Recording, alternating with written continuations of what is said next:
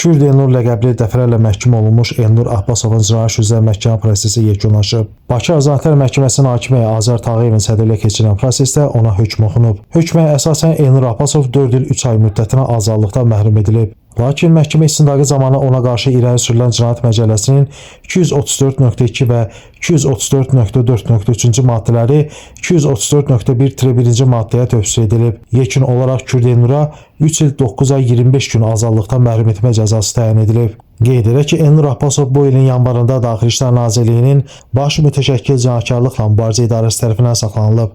Ona qarşı cinayət məcəlləsinin 221.1-ci xuliqanlıq, 228.4-cü, yəni qanunsuz olaraq odlu və soyuq silah əldə etmə və gəzdirmə, 234.2-ci və 234.4.3-cü, yəni qanunsuz olaraq narkotik vasitələri, psixotrop maddələri əldə etmə, saxlama, daşıma, göndərmə və ya satma maddələri ilə ittiham irəli sürülmüşdür. Orxan Rasifoğlu, Məhkəmə Xəbərləri.